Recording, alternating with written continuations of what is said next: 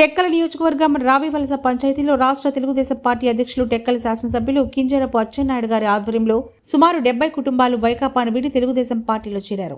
వైకాపాకు పరిపాలన చేతకాక కక్ష సాధింపులతో కాలక్షేపం చేస్తున్నారని వారు తెలిపారు. ఈ కార్యక్రమంలో నియోజకవర్గం నాయకులు, యువకులు మరియు కార్యకర్తలు పాల్గొన్నారు. ప్రతి ఒక్కరికి నా జీవితాంతం రుణపడి ఉంటానని చెప్పి మీ అందరికీ తెలియజేస్తున్నాను. 1982 విశ్వవిఖ్యాత నట సార్వభౌముడు నందమూరి తారక రామారావు గారు తెలుగుదేశం పార్టీ స్థాపించిన తర్వాత 42 సంవత్సరాలు రాయవలస పంచాయతీ తెలుగుదేశం పార్టీకి కంచు కోట అని చెప్పి ఏ ఒక్క ఎలక్షన్లలో కూడా మనకి వెనకంజ లేకుండా అందరూ ముక్త కంఠంతో సహకరించినటువంటి గ్రామ పంచాయతీ రాయవలస గ్రామ పంచాయతీ.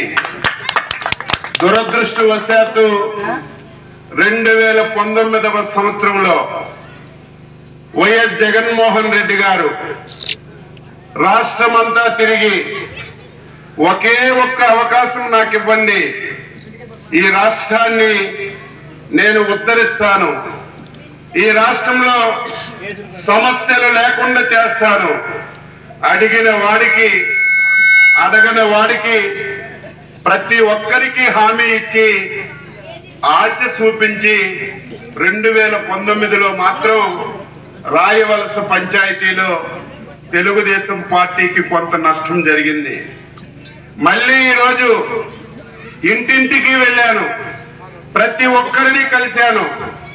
ఆ మతంలో ఆనందం చూస్తే, నన్ను చూసిన తర్వాత ఆ స్వాగతం చూస్తే మళ్ళీ రాయవలస పంచాయతీ రేపు జరిగినటువంటి ఎన్నికల్లో 90% తక్కువ లేకుండా తెలుగుదేశం పార్టీకి ఓట్లు పడతాయని విశ్వాసం, నమ్మకం నాకు కలిగిందని చెప్పి మీ అందరికీ తెలియజేస్తున్నాను.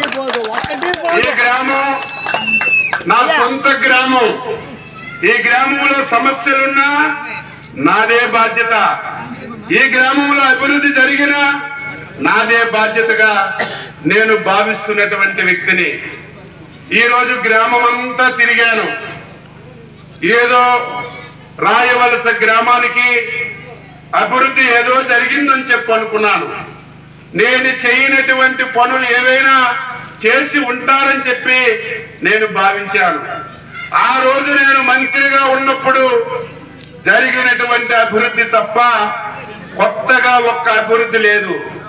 ఒకటి మాత్రం చేశారు, నేను వేసిన రోడ్లన్నీ కూడా మొత్తం తవ్వేసి మళ్ళీ నడవడానికి వీలు లేకుండా తయారు చేశారు తప్ప ఒక్క కార్యక్రమం అంటే చేయలేదు.